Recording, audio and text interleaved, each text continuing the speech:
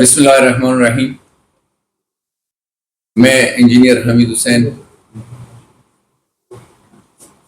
District کرم کا آج تک وہ واحد ایم این اے ہوں جو تمام علاقوں تمام فرقوں کا ایسے امیدوار ایسے ایم این اے ہوں جو سب کی تائید حاصل ہے مجھے. آج آپ لوگوں کی موجودگی ہمارے لیے خوشی کی بات ہے. میں پہلے یہ بتا دوں کہ یہ جو چالیں چل رہی ہیں یہ 8 فروری کو جب الیکشن ہو گئے رات کو کاؤنٹنگ شروع ہو گئی.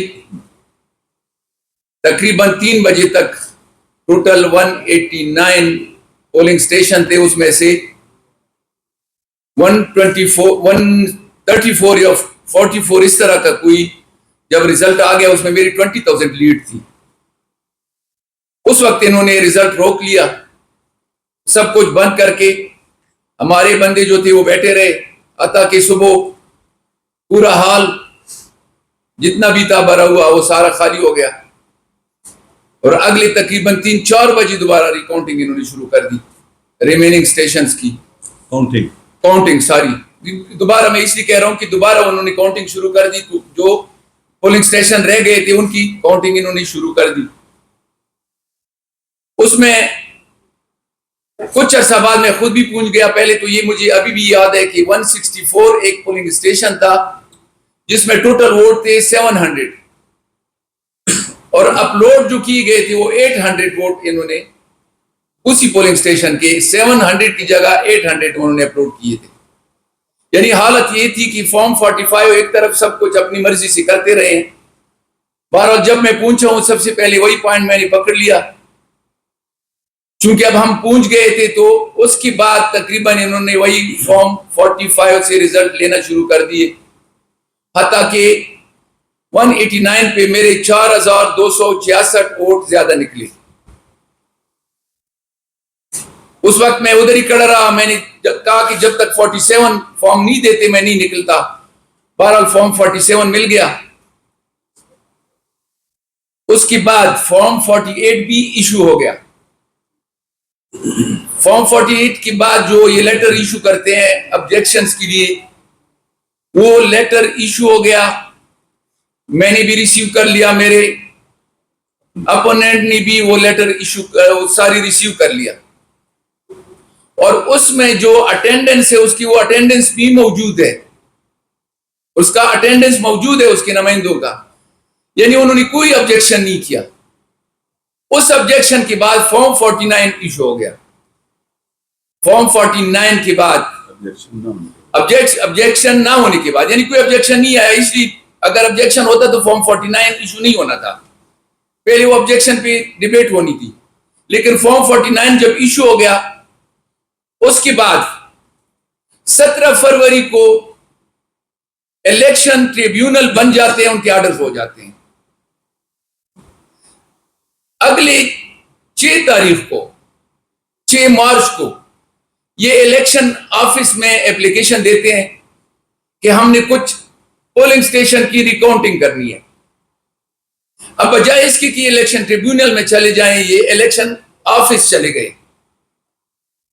اب وہی الیکشن آفس اس دوران 29 فروری کو میں نے حلف بھی لے لیا, سائن بھی ہمارے ہو گئے. اسی الیکشن آفس کے نوٹیفیکیشن پہ سب کچھ کمپلیٹ ہو گیا. لیکن اس کے باوجود الیکشن آفس آرڈر کرتے ہیں ریکاؤنٹنگ کی. ریکاؤنٹنگ کیسی انہوں نے آرڈر کی ہیں؟ پہلے انہوں نے لیٹر لکھا ہے آر او کو کہ یہ اپوننٹ جو ہے یہ اپلیکیشن دے رہا ہے کہ اس نے آپ کو آبجیکشن کے لیے لیٹر دیا تھا, آپ نے کنسیڈر نہیں کیا. آر او کے جواب یہ ہے کہ مجھے کوئی لیٹر نہیں دیا, یہ وہ موجود ہے ہمارے پاس سب کچھ آن ریکارڈ ہے. اس نے لیٹر نہیں دیا تھا اس لیے ہم نے 49 ایشو کیا تھا. اس کا کوئی جواز نہیں ہے کہ یہ اب آبجیکشن کر لے. لیکن اس کے باوجود الیکشن آفس نے ریکاؤنٹنگ کا آرڈر دے دیا.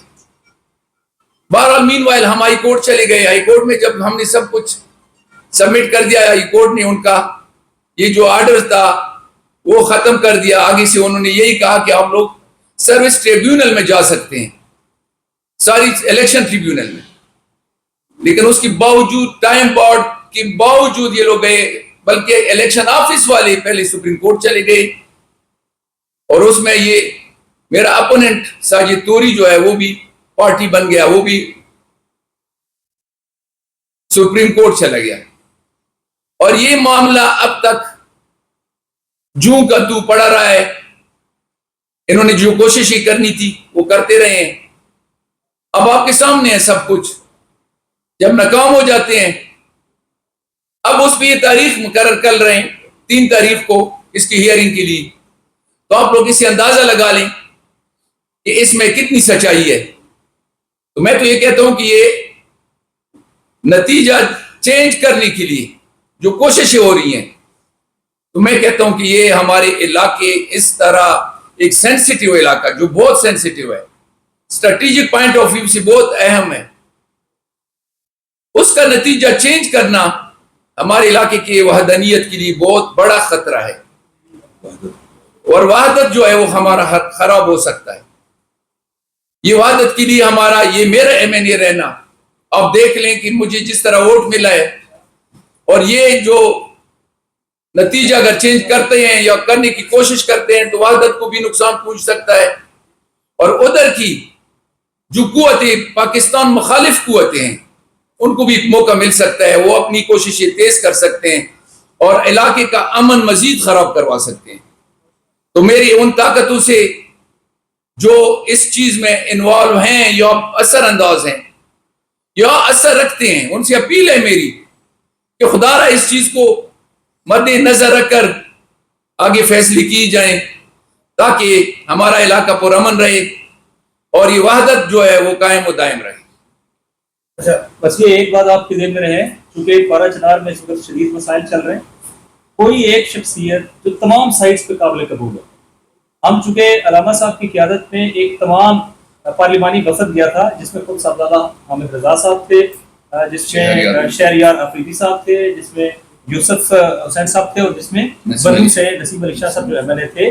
اور دونوں علاقے جو متحرب علاقوں کے مراکز تھے, بشیرہ کے اندر بھی علامہ صاحب خود اپنی پوری اس ٹیم کے ساتھ تشریف لے گئے اور سب نے ایڈریس کیا, اور وہاں پہ بھی مرکز کے اندر بھی اور تحریک حسینی کے ساتھ بھی.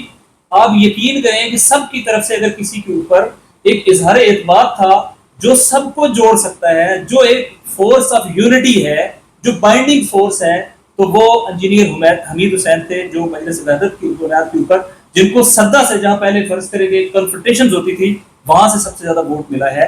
اور اب سچویشن یہ ہے کہ جو قوتیں ڈس انٹیگریٹ کرانا چاہتی ہیں, کورم ایجنسی کی عبادت کو پامال کرانا چاہتی ہیں, یہ ان کا ٹارگٹ ہے کہ اگر یہ بندہ درمیان سے ہٹ جائے تو وہ لڑا سکے گا, وہ بیلنس نہیں ہو سکے گا. کوئی بندہ جس کو دونوں طرف اعتماد حاصل کوئی اور ہے نہیں, ٹھیک ہے.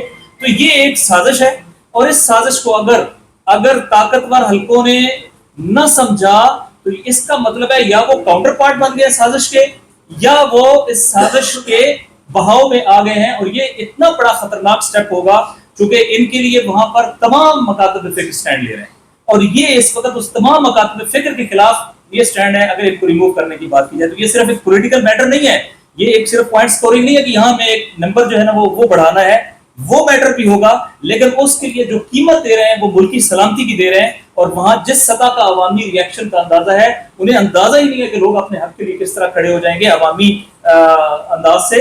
لہٰذا آپ کے ذریعے سے ہم نوٹیفائی کرانا چاہتے ہیں اسٹیک ہولڈرز کو کہ وہ اس کی ناخن لیں اور اس معاملے پر قانونی ضابطے پامال کر رہے ہیں, جو پہلے سے طے شدہ ریگولیشنز ہیں ان کو پامال کر رہے ہیں. الیکشن کمیشن کا رول بہت متعصبانہ ہے, اور وہاں پر مخصوص پارٹی اور وہ جو اس وقت حکمران ہیں وہ بہرحال بھرپور طریقے سے انفلوئنس کر رہے ہیں. جو پہلے ایک سچویشن آپ کے ذہن میں ہے بس وہی آپ سمجھے کہ وہاں پہ بھی نظر آ رہی ہے, لیکن انہیں صرف یہ اندازہ نہیں ہے.